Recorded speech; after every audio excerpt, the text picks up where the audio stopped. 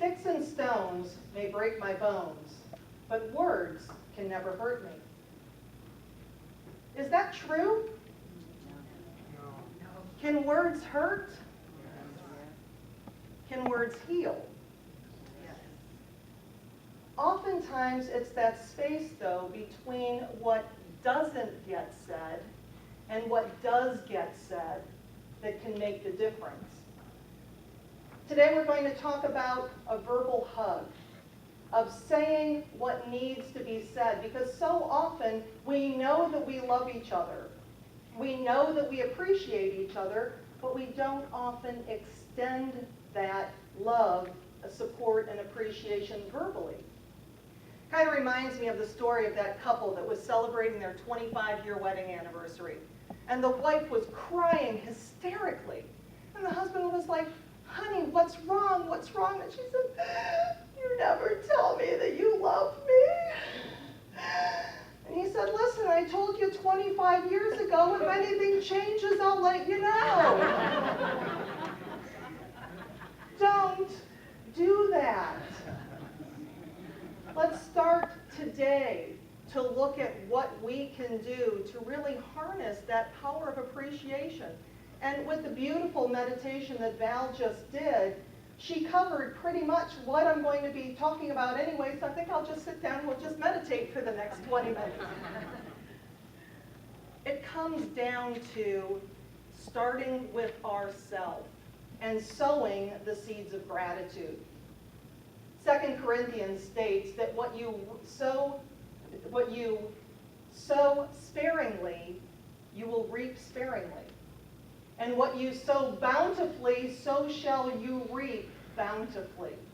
So being an acronym girl, pretty much all of my talks have some kind of acronym in them. We're going to talk today about SOW, S-O-W, because that's really the order in which it goes. And again, Val had it in her meditation. We start with the self of what we can find to be grateful for, of how we can look for the good in all of our situations. The O is for others. How can we take that from ourselves and start looking for the good in others? And then the W is wealth. See, I know it was a Freudian slip, but money's in there too. And we're going to take all of that and look at it today. And we'll start with the self, because really it's all about us. If we can't start it from here, it's difficult for us to take it to others. And the single best way that you can do that is simply through the practice of a gratitude journal. Now I know that this is an audience where I'm going to have lots of hands up, but who has a gratitude journal or some regular practice of gratitude? Okay, well what you'll know is that for those of you whose hands aren't up, there's homework with this message today.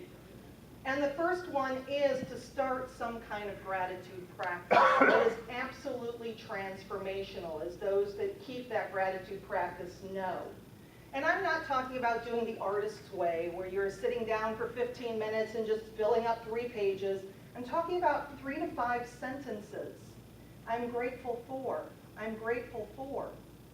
And like Valerie said, you can be grateful in advance, which is why it's great to do a gratitude practice first thing in the morning, because then you can be grateful in advance of the day ahead. For example, this morning in my gratitude journal I wrote, I am so grateful I rocked the message today at Renaissance. And it sets that positive expectation for the day. You can also do your gratitude journal at night. I actually have 2 journals. My night journal, though, I call my wins journal.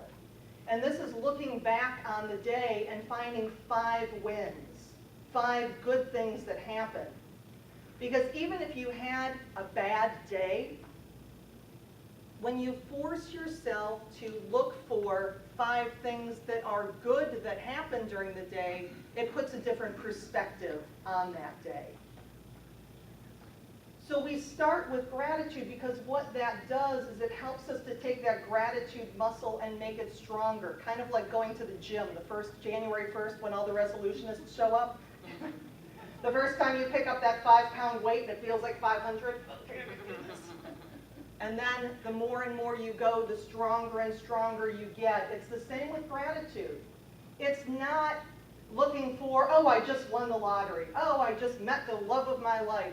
It's looking for what's going on in your life, the average, the everyday, and acknowledging that. Starting with, okay, did I wake up in a warm bed today? Was I able to walk on my own out of the bedroom, down the hall, and into the bathroom?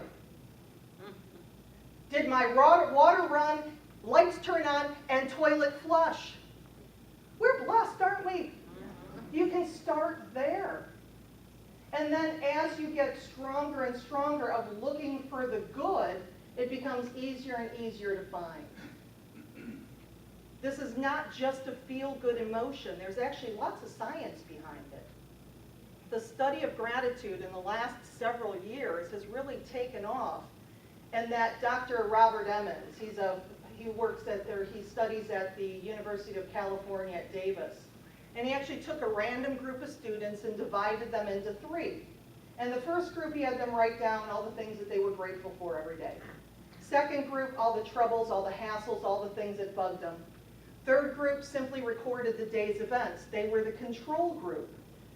And after 10 weeks, he found out that the gratitude group was actually 25% happier. They worked out on average an hour and a half more per week. They complained less often. They had fewer physical ailments. They were more happy, joyful, excited. And then when Dr. Emmons interviewed the people that were associated with the gratitude group to see if they noticed any difference, they did. They were actually nicer to be around. They were more emotionally available. So we sometimes think of a gratitude practice of, oh, that's just feel good. Oh, that's not going to make a difference. It does.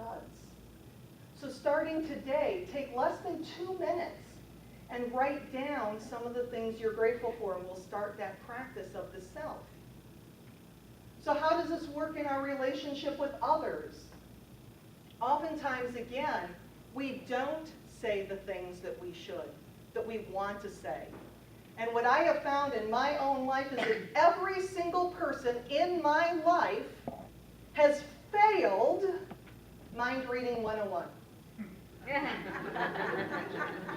Now, I have to put a little asterisk by that because a couple months ago I was speaking at this other church, the Church of the Angels, and they are actually a congregation of mediums and spiritualists.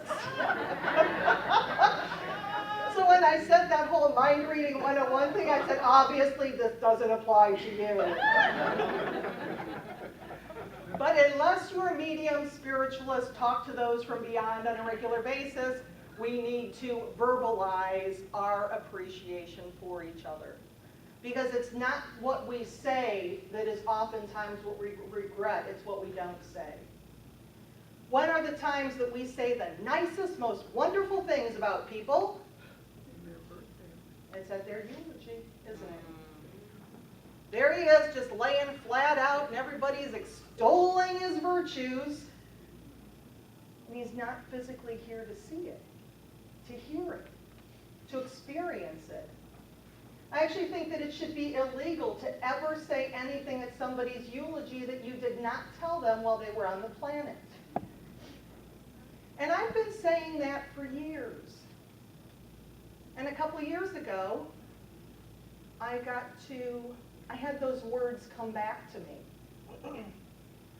My first husband was losing his battle with stage 4 pancreatic and liver cancer. He was given 6 months to live, and 18 months later, he was finally ready to let go. So Jeff was making his phone calls to say bye to the people that were important to him in his life. Now, our marriage may not have lasted, but our friendship did, and I was one of the people that Jeff called. And so as we were talking, and we had a short conversation, we hung up the phone, and I asked myself the question, if I was reading Jeff's eulogy, would I have said everything that there was to say? And I realized that I didn't. So there's the one part of me on this shoulder saying, oh, don't call him back. Don't bother him. I mean, he's going to be dead soon. This is going to be a really difficult day for him.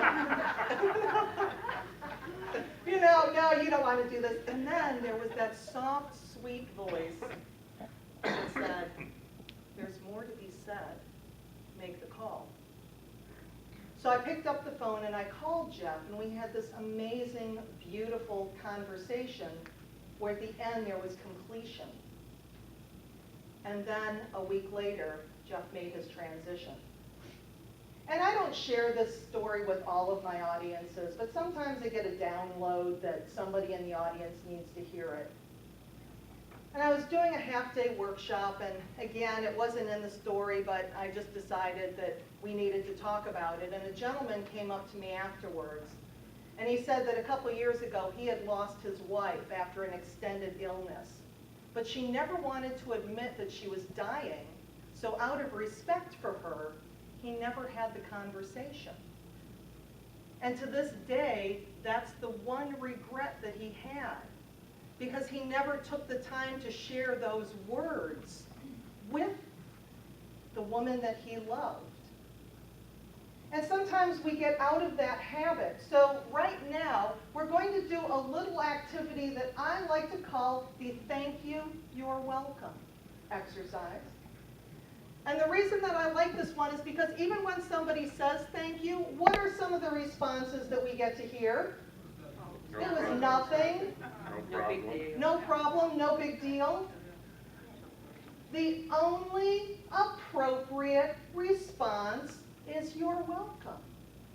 So in this activity, the person that is sitting right next to you, you're going to turn to that person, and this is how it's going to work. Thank you, you're welcome, thank you, you're welcome, thank you, you're welcome, switch. Thank you, you're welcome, thank you, you're welcome, thank you, you're welcome. Pick your partner, the person with the shortest hair goes first.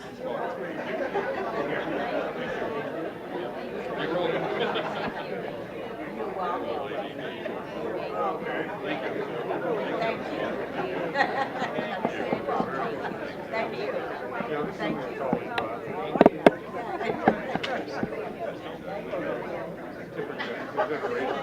you.